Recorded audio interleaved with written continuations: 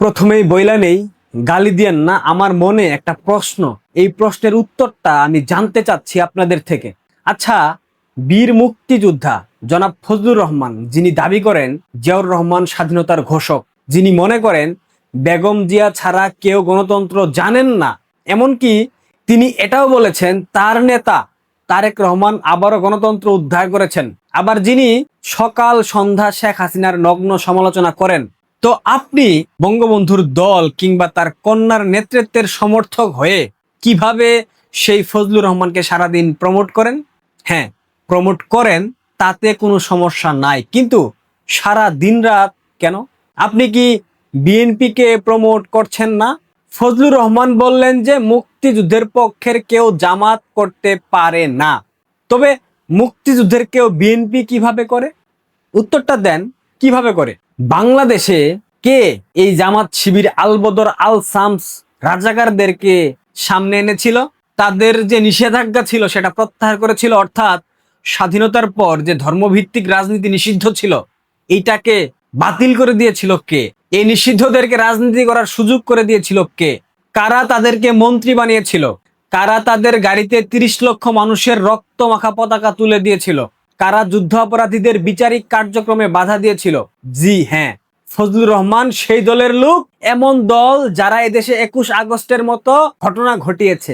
এমন দল করেন যে দলের প্রতিষ্ঠাতা বঙ্গবন্ধু সহ জাতীয় চার নেতার হত্যাকারীদেরকে নানা দেশের দূতাবাসে নিয়োগ দিয়েছিল। সেই নেতার দল করেন এই জনাব ফজলুর রহমান, যার দলের প্রতিষ্ঠাতা কয়েক হাজার সামরিক বাহিনীর সদস্যকে বিনা বিচারে ফাঁসি দিয়েছিল। আমি যুক্তির খাতিরে মানলাম বঙ্গবন্ধু খুব খারাপ মানুষ, খুব খারাপ শাসক হয়, একদলীয় শাসন চেয়েছিলেন। এর কারণেই বঙ্গবন্ধুকে ১৯৭৫-এর ১৫ আগস্ট সপরিবারে হত্যা করা হয়েছে। এর জন্য তার বিচার না হওয়াটা জরুরি ছিল, তাই তো? তা জাতীয় চার নেতা কি দোষ করেছিল?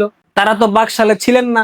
সেই চার নেতাকে জেলে যারা হত্যা করেছিল, সেই হত্যাকারীদেরকে কি ফজলুর রহমানের নেতা জিয়াউর রহমান বিচার করেছিলেন? না রে ভাই, করে নাই।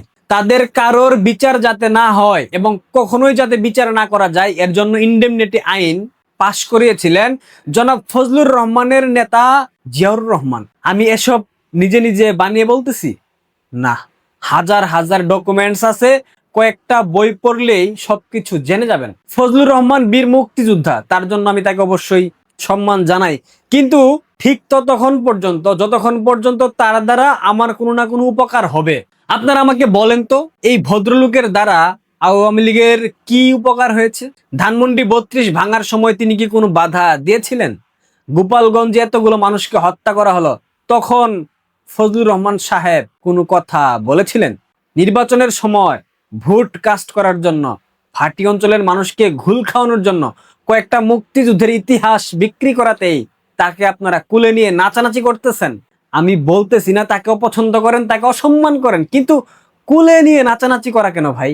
কেন তাকে নিয়ে নাচানাচি করতে হবে? এদিকে আবার এটাও শোনা যায় তিনি ট্রেনিং নিয়ে নাকি মুক্তিযুদ্ধ করেন নাই। খোদ কিশোরগঞ্জের একজন মুক্তিযোদ্ধা কমান্ডার তিনি এই স্বীকারোক্তি দিয়েছেন।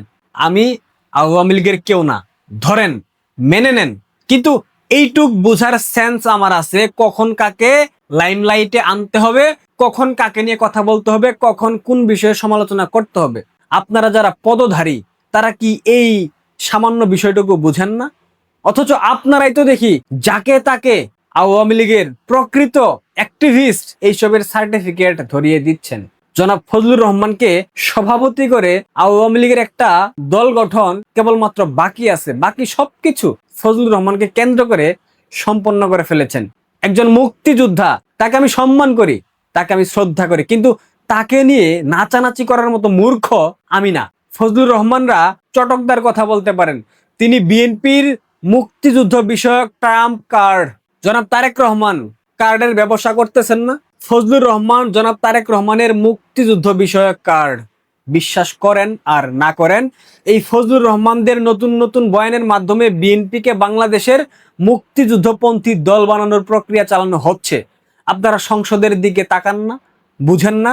সংসদে ঘন ঘন মুক্তিযুদ্ধের বয়ান উৎপাদন করার চেষ্টা করছে বিএনপি, জামায়াতকে রাজাকার বলার চেষ্টা করছে, বলতেছে, কারণ বিএনপি খুব করে চাচ্ছে আওয়ামী লীগের অনুপস্থিতিতে মুক্তিযুদ্ধপন্থী যে মানুষগুলো বাংলাদেশে আছে, যারা নিরপেক্ষ, যারা শুধুমাত্র মুক্তিযুদ্ধের কারণে বঙ্গবন্ধুকে ভালোবাসে, বাংলাদেশ আওয়ামী লীগকে পছন্দ করে, তাদের ভোটটাকে, তাদের ভোট ব্যাংকে কোনো না কোনো ওয়েতে যাতে বিএনপির দিকে ধাবিত করা যায়, সেই প্রক্রিয়ার একটা বিশেষ কার্ড জনাব ফজলুর রহমান। যতদিন না বুঝিবেন ততদিন ঠকবেন, আর ঠকা আপনাদের স্বভাবে পরিণত হয়েছে।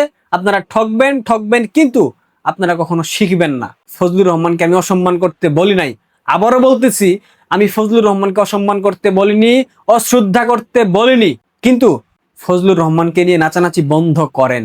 কারণ ফজলুর রহমান তারেক রহমানের মুক্তিযুদ্ধ বিষয়ক কার্ড। আশা করি বুঝতে পেরেছেন। খুব শীঘ্রই এইটার প্রতিফলন আপনারা দেখবেন। ধন্যবাদ।